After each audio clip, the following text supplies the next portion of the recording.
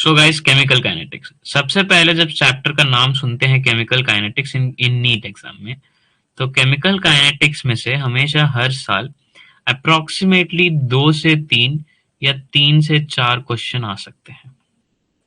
ठीक है। एंड दूसरा, अभी आपके पास असेशन रीजन पॉइंट्स भी हैं, असेशन रीजंस वाला क्वेश्चन पैटर्न भी है। तो आप लोग को थियोरेटिकल वाले पूछने के चांसेस है। मतलब आपका जो पेपर होता है वो टोटल कॉन्सेप्चुअल बेस्ड ही होने वाला है। ठीक है, उसमें नो डाउट डायरेक्ट क्वेश्चंस तो नहीं होंगे, बट थोड़ा आपको लॉजिक वगैरह थोड़ा यूज करके करना होगा इसमें। क्लियर? सो एंड नेक्स्ट, इस क्रैश कोर्स के लिए I want all of you guys to make running notes as well.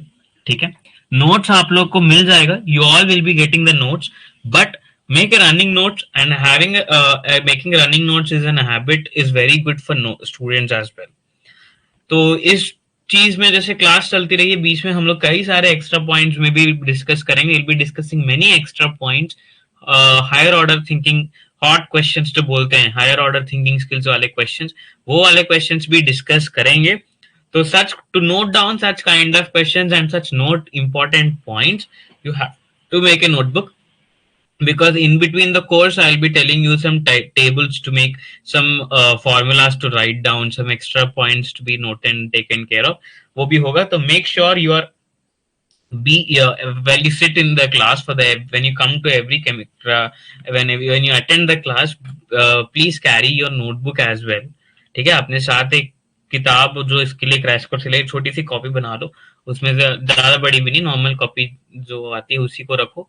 और इस बुक में बहुत सारे मॉडल क्वेश्चंस भी लिखना पड़ेगा आप लोग को, मैं जो जो बोलता रहूंगा। तो make sure you do that and all. ठीक है। नाउ केमिकल काइनेटिक्स से हर साल 2 to 3 questions are expected. So first of all, इसके सब टॉपिक्स में इंट्रोडक्शन में होना आपको थोड़ा पता होना चाहिए, what is chemical kinetics and what is not. Second, rate. Second, third, rate law, integrated rate law, molecularity order, factors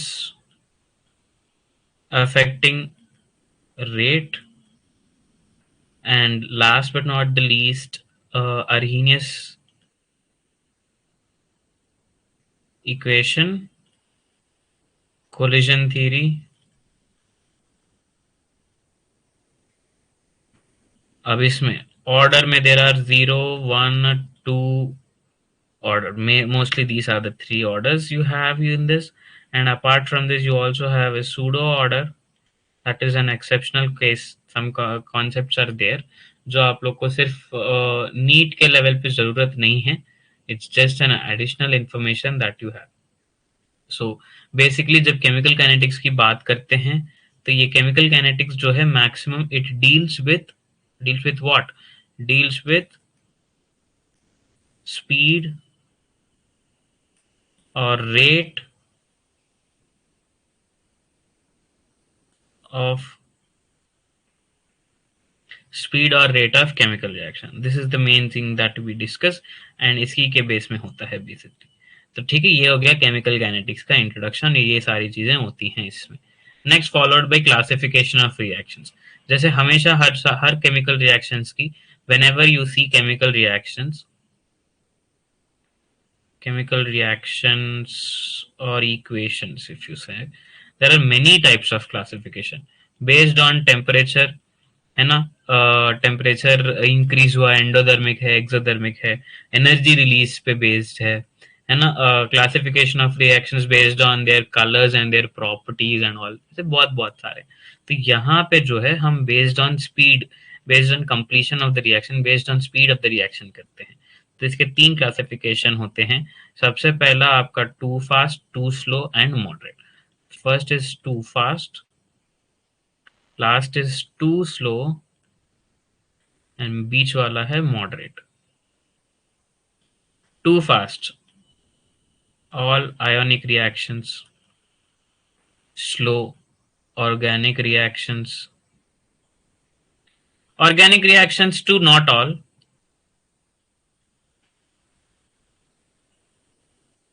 not all। ठीक है, मतलब कुछ रिएक्शंस होते हैं। फिर रस्टिंग, of iron, ऐसे बहुत सारे examples. So here if you can place pay attention here, ठीक है. रस्टिंग ऑफ आयरन एक एग्जांपल है, वेदरिंग ऑफ रॉक एक एग्जांपल है, degenerating rusting of iron is two example. These are the instantaneous reactions, that is too fast reactions. ठीक है. जब भी कोई एसिड बेस का रिएक्शन है, ठीक है, फट से कैसे आप एक एसिड और बेस के साथ जब रिएक्शन करते हो, whenever you see an acid and a base reacting to with each other, what is the scenario you see? The reaction is completed in a span of seconds. That is very instantly. That is the instantaneous reaction. Neither too nor slow. That means moderate. These are the moderate reactions. This is what? This is the moderate. ये जो बीच वाला है ये है आपका moderate reaction. ठीक है. Combination of H2Cl2 example हो गया, डिकम्पोजिशन वाला हो गया, इंस्टेंटेनियस. कुछ फटे लाइक कुछ बहुत ही फास्ट होते हैं, फिर उन्हें एसिड बेस की न्यूट्रलाइजेशन बोल देना. ठीक है. ये बेसिक सिंपल क्लासिफिकेशन होती है. Next is followed by types of rate. अब टाइप्स ऑफ रेट में क्या होता है आपको generally see whatever be the rate, like you have two things here. Before rate में मतलब before going to rate types, you have generally two types. One is instantaneous rate, दूसरा है आपका एवरेज रेट. ठीक है. Instantaneous rate और average rate, ऐसे दो रेट्स होते हैं बेटा. ठीक है. फॉर एग्जांपल मान लो ये रिएक्टेंट है और ये जा रहा है प्रोडक्ट, रिएक्शन हो रहा है. ये पूरा रिएक्शन खत्म होने के लिए उसको लगा 10 मिनट. 1 2 3 4 5 6 7 8 9 10 मिनट लगे. तो मेरे को अगर पर्टिकुलर ये जो आपका 1 2 3 थर्ड मिनट पे रेट एट थर्ड पर्टिकुलर चाहिए, तो उसके लिए मैं लूंगा dc upon dt plus minus. This is your instantaneous. Average rate मतलब इसका होगा minus plus minus delta C upon delta T. ठीक है. तो what is return actually here, मतलब बेसिक डिफरेंस क्या है एवरेज और इसमें, ये इस चीज में, दैट इज एवरेज मतलब this is the rate that is maintained in the entire reaction. That is like for example if you take an example of train, अगर आप एक चलती फिरती रेलगाड़ी की एग्जांपल देख लो. ठीक है. रेलगाड़ी की जो स्पीड होती है स्टार्टिंग और एंड में, ट्रेन की जो स्पीड होती है वो स्टार्टिंग और एंड में एक ही स्पीड नहीं होती है ना. बीच में कभी 110 kilometre per hour, 120 kilometre per hour, कभी कभार 80 किलोमीटर पर आवर, 80 90, ऐसे like fluctuate. So if I say, for example, at one particular instant, then you can be determined. But if you say the entire, if you calculate the average rate, that means it is like generally जो बोलते हैं, अब जैसे मान लो train जा रही है, so the train's average speed is 100 kilometre per hour. मतलब रफली वो 100 किलोमीटर प्रति घंटा वो ट्रेन जाता है, किधर भी जाए, मतलब वो जो भी इसका डेस्टिनेशन वगैरह. That is what something called average and instantaneous rate. Second thing here you have to observe is N2 plus 3H2 gives you 2NH3. ठीक है. एक होती है रेट ऑफ अपीयरेंस एंड दूसरा होता है rate of disappearance. This is related with your products and this is related with your reactants. Rate of products and rate of reactants. Clear? Guys, anyone has any sort of questions, आप लोग please बीच में पूछ सकते हो, hand raise करके पूछ सकते हो या फिर चैट बॉक्स में भी लिख सकते हो, कोई प्रॉब्लम नहीं. Clear? So no problem. And if you have any sort of questions, please feel free to ask. Okay. And now getting back, so you have this kind of rate of appearance and rate of disappearance. So whenever you write rate of any reaction, ठीक है, जैसे मैंने बोला इस reaction के लिए हिसाब से जो N2 और 3H2 ये जो रिएक्शन है इसके लिए मुझे रेट लिखना है. ठीक है. तो मैं क्या करूंगा, rate of reaction with respect to N2, it will be minus dN2 by dt with respect to H2. minus dH2 upon dt with respect to NH3. It will be plus dNH3 upon dt. And if you want to equate all this, अगर ये सारी equations जैसे rate है, ठीक है, तो इन सारी rates का अगर आपको केमिकल स्टोइकियोमेट्रिकली ये सब करना है, सेम पे करना है, ठीक है, इक्वेट करना है, तो आप क्या करोगे, डी एन टू, इसको उसको रेट इक्वेशन भी, रेट लॉ भी, रेट इक्वेशन बोलते हैं एक्चुअली, ठीक है, इक्वल वाला रेट इक्वेशन, तो उसको आप कैसे लिख सकते हो, minus D N two by D T, that is equals to minus 1 by 3 dH2 by dt, that is equals to plus 1 by 2 dNH3 upon dt. This is the main chemical equation. Clear? Rate of appearance, rate of disappearance. Rate of appearance क्यों? As the time goes on, the product concentration is increased and the reactant concentrations are decreased. So hence the concentration of the reactants are decreased and it is called disappearance. Clear? This is rate of appearance and rate of disappearance that you have to know. This is the basic general thing. Okay? ये होती है आपकी instantaneous rate, ठीक है, फिर ये होती है आपकी नेगेटिव, ये इक्वल होता है, ठीक है, ये एवरेज रेट का फॉर्मूला है, इधर इंस्टेंटेनियस रेट का formula. These are the two rates that generally have when you talk about chemical reactions, the general things. Okay, next followed by, now we will discuss on the topic factors affecting chemical reaction. किसी भी rate of chemical reaction, for any kind of chemical reaction, if you want to see what are the main factors that are affecting it, then the first four: concentration, temperature, nature of reactants, and catalyst. These are the most important four chemical reaction, the factors that affect any chemical reaction, see, इसको I'll just highlight this point to you. Please note down, this is an important point as well. तो कभी कभार theoretical questions में आ सकता है ये सब चीजें, असर्शन रीजन में स्पेशली, ठीक है. After the class a DPP will be posted on the app, so you have to answer that as well. Most probably you'll be getting the DPP by tomorrow, or we'll see at the end of the class. I'll just inform you about the DPP at the end so that you don't have to face any problem with it. See, the first factor, concentration. The second factor is temperature. Third factor is nature of reactants and products. Fourth factor is catalyst. These are the one of the most four important chemical factors. ये बहुत important factors होती हैं किसी भी chemical reaction के rate को, किसी भी, ओके, ठीक है, कोई सा भी chemical reaction के रेट को, उसको अफेक्ट करने के लिए बहुत इंपॉर्टेंट होती है. जैसे देखो कॉन्सेंट्रेशन की बात करें, ठीक, फिलहाल अभी जैसे कॉन्सेंट्रेशन की ही बात करते हैं अपन. Okay, yes,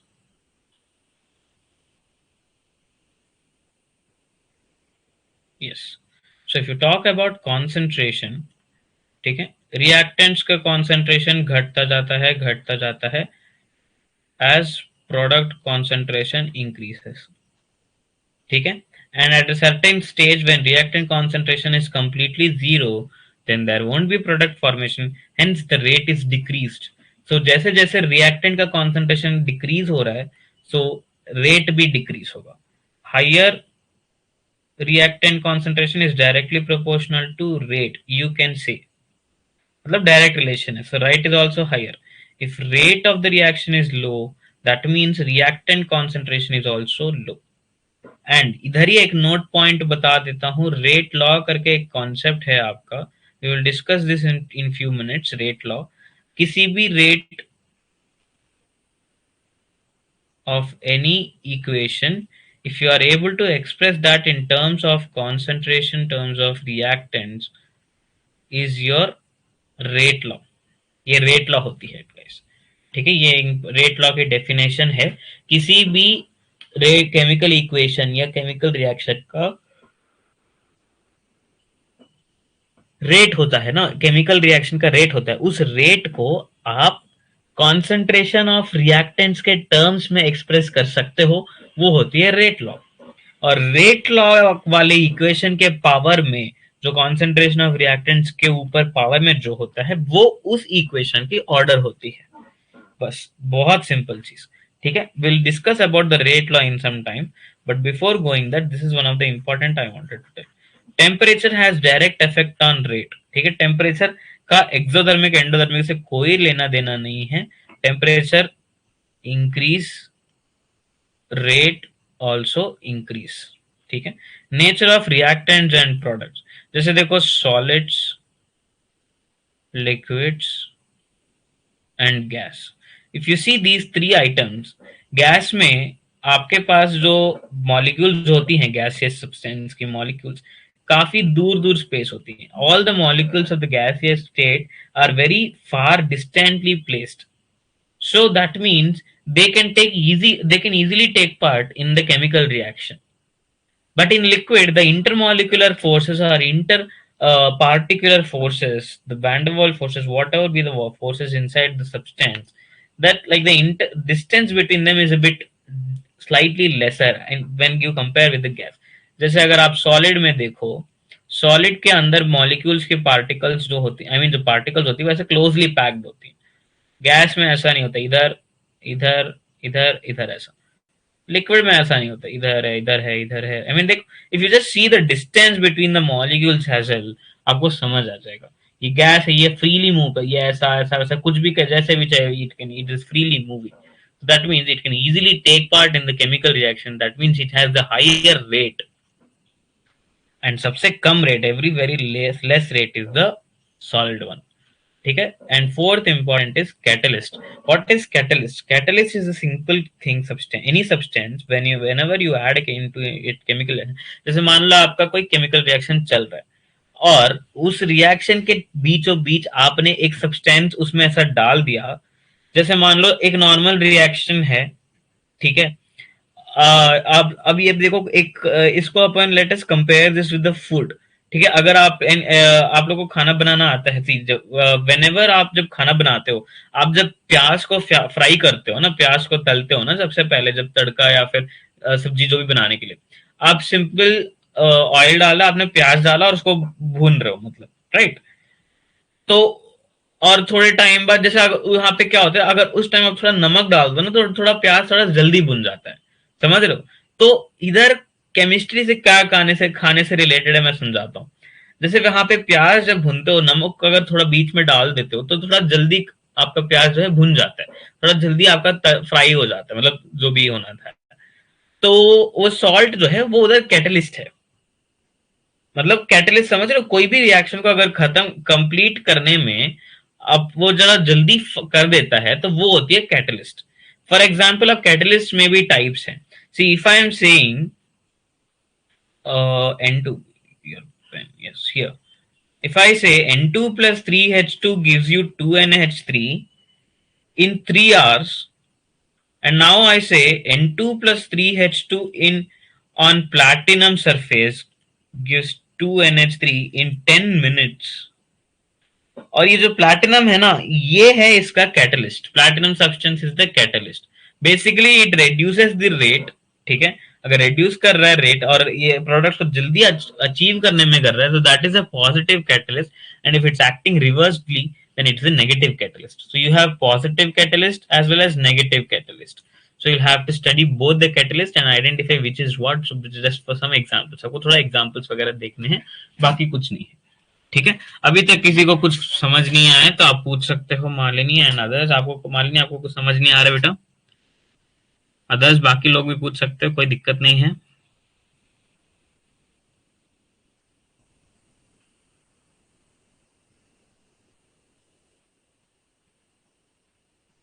So I assume everything is clear, right? These are the four most important factors that we wanted to discuss today. ठीक है, now we'll discuss on the topic radiations. pH हो गया, ये सब तो important ही है, it doesn't affect much. So just go, we'll discuss the effect of reactants. We discuss what is effect of catalyst and pH of the solution. Acidic में है तो जल्दी reaction होता है, बेसिक है तो थोड़ा लेट होता है. Clear. Okay. Now the most important is the numerical part, जो बेसिकली यही से चालू होता है, वो है आपका रेट लॉ. ठीक है, वो क्या है आपका रेट लॉ. रेट लॉ में होता क्या है देखो बताता हूँ. रेट लॉ जो है बहुत सिंपल कॉन्सेप्ट है, जैसे हमने अभी अभी डिस्कस किया हुआ है इसमें. Correct. Will discuss rate law, then will after rate law will go with differential rate equation, भी आपको पता है, and order of the reaction. And after order, we have to discuss some examples followed by molecularity versus order. And सारे order zero first second third, ये सारे order और इनके numericals कल करेंगे along with some temperature वाला concept भी. We'll finish that tomorrow. Clear? Yes. So your rate law. सबसे पहले rate law guys. Anyone has any sort of questions, please don't feel free. I mean like feel free होके आप पूछ सकते हो. ठीक है. Yes, the rate law. Rate law, it is the representation of rate of reaction in terms of concentration of reactants. Representation of किसी भी reaction का rate, किसी भी reaction का rate अगर reactant के concentration terms में express कर सकते हो तो वो होती है rate law. एक्चुअल में कॉन्सेंट्रेशन मतलब क्या है गाइस? कॉन्सेंट्रेशन टर्म्स मतलब आप लोगों को अगर if you have studied the solution, if you all remember molarity, normality, molality, mole fraction, n upon v, that is strength, all these are concentration terms. If you simply say moles per liter, that is a concentration. That means there is a question also I need. What do you call the number, if 10 moles are dissolved in 1 liter of solution, then what is it is called? It is called concentration. Simply molarity, normality, all these are concentration terms. So if you can express these things, especially of the reactants in any chemical reaction, reactant goes to product. If you are able to express this reactants in terms of these, then it is called the rate law. Clear? And it is established only by experiments, guys. Rate law is always discovered or established only by experiments, not theoretical. Clear? Then general rate law expressions are not simple, and these may differ from the same reaction on condition under which the reaction is being carried out. For example, the rate law, if this rate law under certain conditions, like for example अगर देखो एक कोई chemical reaction चालू है, हो रही है, chemical reaction हो रही है, ठीक है, वहां पे उस जैसे 25 डिग्री सेंटीग्रेड पे एक केमिकल रिएक्शन हो रही है, उसका रेट लॉ का वैल्यू 1 है.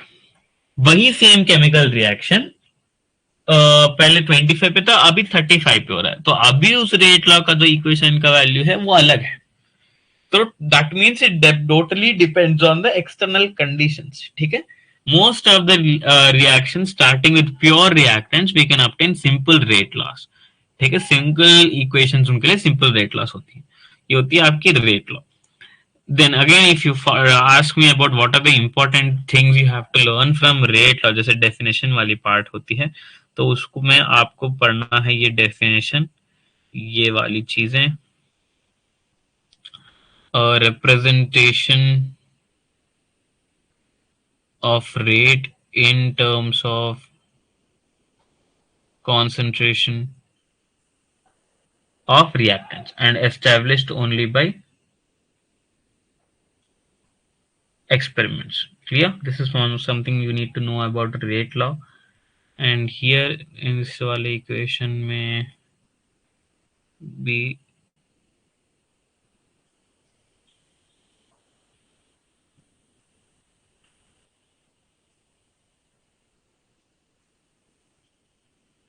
these are the 4 most you need to know. And if you ask me about importance, then I'll say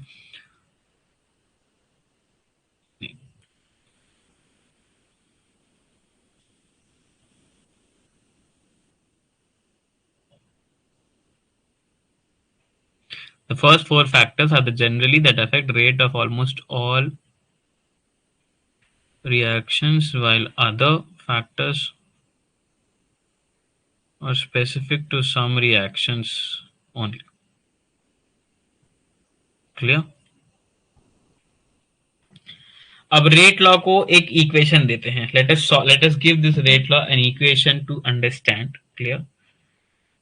Now if we see, this is the differential rate equation. Differential rate equation, you have generally two types of rate equations. First one is the integrated rate equation and the second one is the differential rate equation. First one is integrated and the second one is the integrated equation. So what is the difference between these, वो देखते हैं हम लोग. अभी पहले differential rate equation जान लेते हैं. ठीक है. Rate is directly proportional to concentration to the power order. ऊपर में जो नंबर है वो होती है ऑर्डर. अब प्रोपोर्शनलिटी कांस्टेंट को निकालने के लिए हमने के यूनिट लाया है, जो कि K is your rate constant और also called as specific reaction rate. K is rate constant और specific reaction rate. Rate of reaction when concentration is unity. ठीक है. अगर मतलब बेसिकली रेट कांस्टेंट और स्पेसिफिक रिएक्शन रेट बेसिकली ये तब होती है अगर कॉन्सेंट्रेशन एक है तो रेट ऑफ द रिएक्शन भी सेम होती है. ठीक है. जैसे आप देखो, अब ये हो गया एक रेट है और ये के है.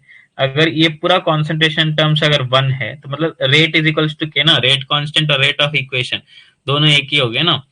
तो वो एक चीज है. तो rate is directly proportional to concentration of reactants kept into the power order. What यहाँ पे जो भी नंबर लिखा होता है वो उस रिएक्शन का ऑर्डर होता है. ठीक है. ये ब्लाइंडली फिक्स हो जाओ. अब बोलते हैं व्हाट इज ऑर्डर एक्चुअली.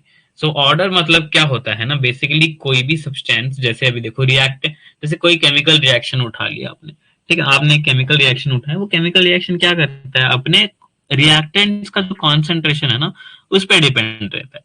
तो सिमिलरली उसी चीज को बताते हुए ये ऑर्डर है. ठीक है. ऑर्डर ऑफ द रिएक्शन क्या करता है, जैसे फॉर एग्जांपल अगर सिंपल टर्म्स में अगर हम समझे भी, ठीक है, अगर बहुत सिंपल बेसिक टर्म्स में अगर let us see how to explain order. And just give me a second.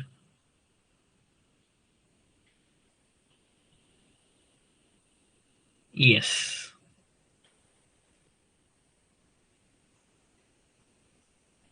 So if I just simply say for example अगर हम लोग, चलो ये इक्वेशन, ठीक है, m1 moles of A plus m2 moles of B is going to give you products. अब मुझे इसके लिए रेट लॉ चाहिए. What is according to rate law? According to rate law, rate of reaction. So first I am having m1 moles of A plus m2 moles of B giving me products.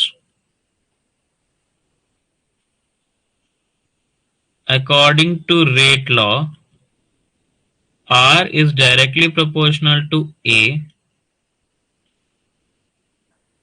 Q, where P is order with respect to A, Q is order with respect to B, and P plus Q is order with respect to chemical reaction. Correct? These are the chemical reactions. So this is what something basic जो होती है इसमें, ये आपको पता होना चाहिए. पर यहाँ पे जो है ना, P इक्वल टू और इक्वल टू m1, मतलब इक्वल भी हो सकता है, नहीं भी हो सकता है. Q इक्वल टू और मतलब may not be equal to और equal to m2. Similarly P plus Q m1 plus m2. तो दिस ऑर्डर, जो ऑर्डर है ना, इस ऑर्डर में बहुत सारे होती हैं. ये basically zero order, first order, second order बहुत सारे होते हैं. Will discuss what is what and all. जैसे ये थोड़े एग्जांपल्स हैं, ये सम एक्सेप्शनल केसेस भी हैं इसमें.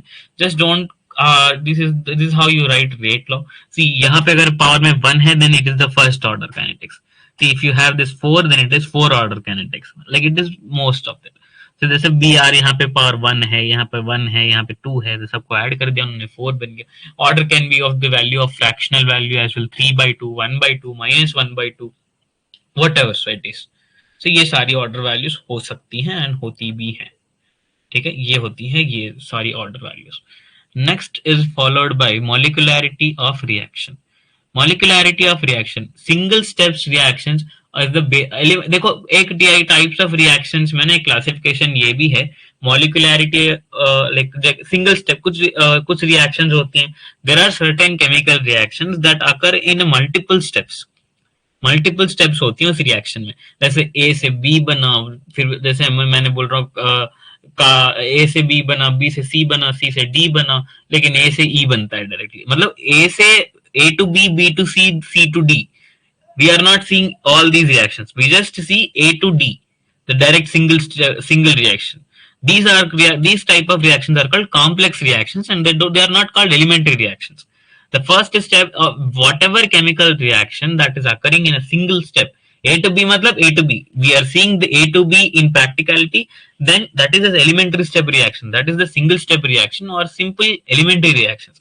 For such kind of reactions, if we observe the reactant molecules, मतलब कोई रिएक्शन हो रही है, एलिमेंट्री रिएक्शन हो रही है, उसमें कितने रिएक्टेंट मॉलिक्यूल्स हैं, उसको अगर बताने वाली होती है मॉलिक्युलैरिटी.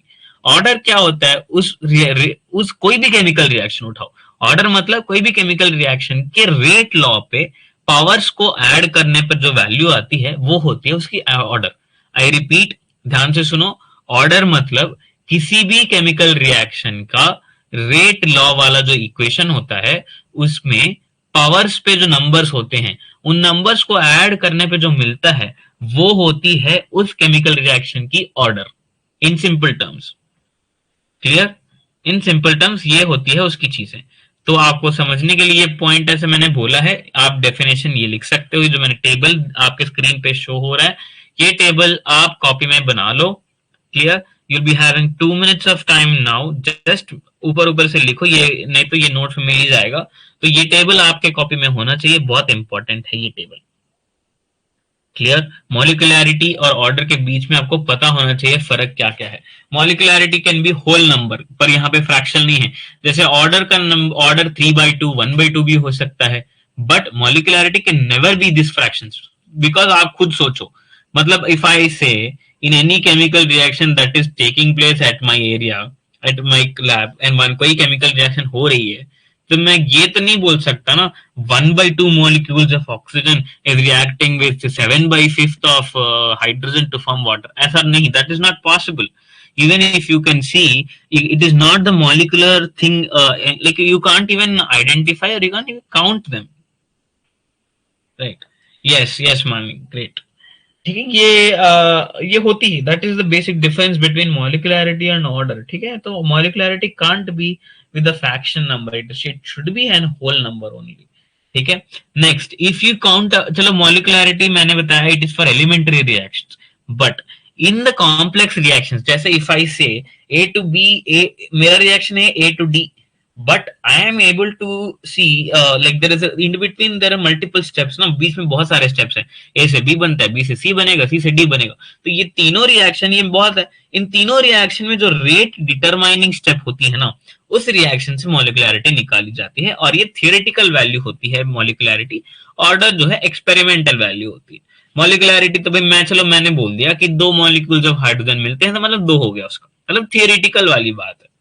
लेकिन ऑर्डर मतलब क्या, ऑर्डर मतलब एक्सपेरिमेंट, और एक्सपेरिमेंट करते हैं, कितना रिएक्शन हो रहा है, कितना पावर पे बन रहा है, क्या क्या कैलकुलेशन है, ये सारी चीजें ऑर्डर में आती है. ठीक है, ये बहुत इंपॉर्टेंट डेफिनेशन डिफरेंस होती हैं इनके बीच में. इसी के साथ हम लोग के पास पहला ऑर्डर हम लोग स्टार्ट करते हैं, zero order reaction. Clear, zero order, and इसमें already first order second order reactions भी हैं, so will work on these things as well in the coming classes. So अभी के लिए आपको क्या करना पड़ेगा, just go through this derivation guys for zero order kinetics.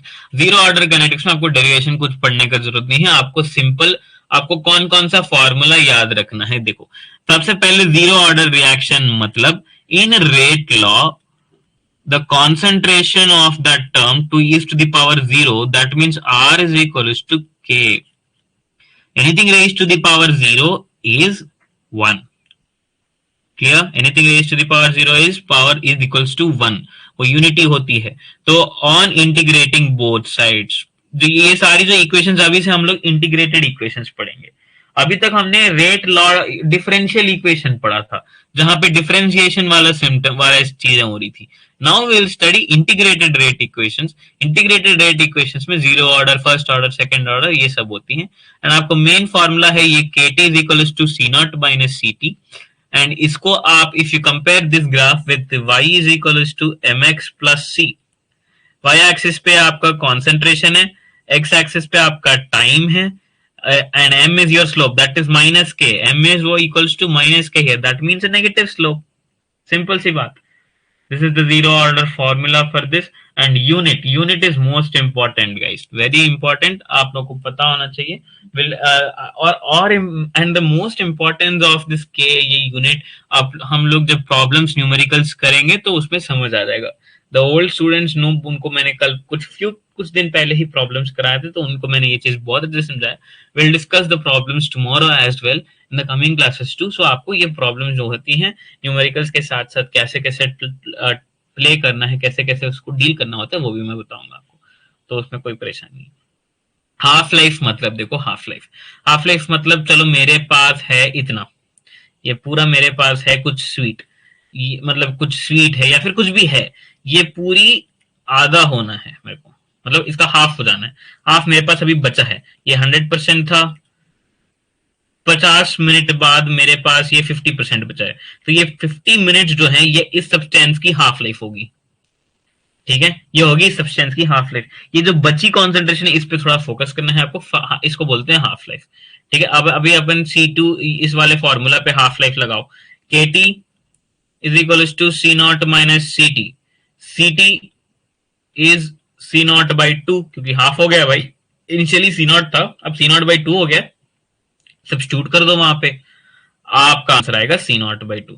तो KT half is equal to C naught by 2, half life is equal to C naught by 2K. ये important formula है, मैं बता रहा हूँ, हाईलाइट कर दे रहा हूँ इंपॉर्टेंट फॉर्मूला को. जैसे ये वाला देखो, इसको अपन ऐसे नहीं करते हैं,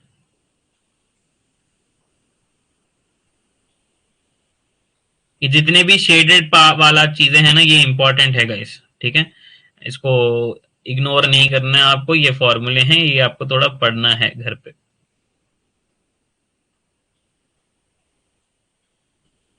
ठीक है, सिंपल जीरो ऑर्डर होती है. और इसको कंपेयर करने के लिए आप y इज इक्वल टू इधर करना. क्लियर, ग्राफ्स होती हैं. फिर एग्जांपल्स देखो, जितनी भी मेटल के ऊपर डिस्पोजेबल वाली गैसेस होती हैं ये सारी ही जीरो ऑर्डर काइनेटिक्स फॉलो करती हैं. Decomposition of gases on metal surfaces at high concentration follow zero order kinetics. This is the most important example for this. Clear, यहां तक आपका जीरो ऑर्डर काइनेटिक्स हुआ है, तो आपको यस यहां तक है. Almost the thing is discussed today. Correct, ये सारे एग्जांपल्स हो गई हैं. So now what I need you guys to do, all the students जो भी क्रैश कोर्स में अभी आपको क्या करना है, मैं अभी तुरंत ये नोट्स आपको स्टडी मटेरियल वाले सेक्शन पे अपलोड मिल जाएगा. Just after the class within 15 minutes you will be getting this notes there. I want you all to go through this notes.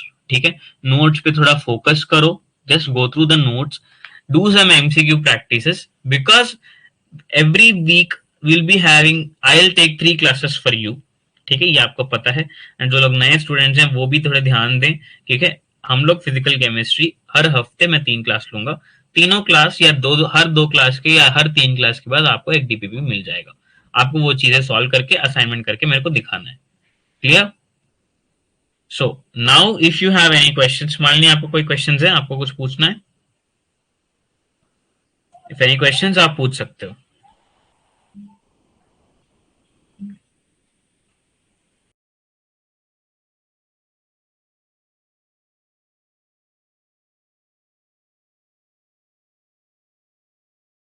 No, everything is clear.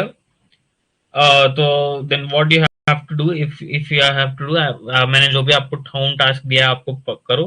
And we'll meet again tomorrow at 7:45 in our APJ Academy only, in this app only. ठीक है, 7:45 तक join हो जाओ. We'll meet again tomorrow. We'll tomorrow finish अभी तक हमने first order खत्म किया है. Tomorrow will work on second order, first order and other temperature वाले एस्पेक्ट्स, कुछ दो तीन एस्पेक्ट्स हैं उस पे.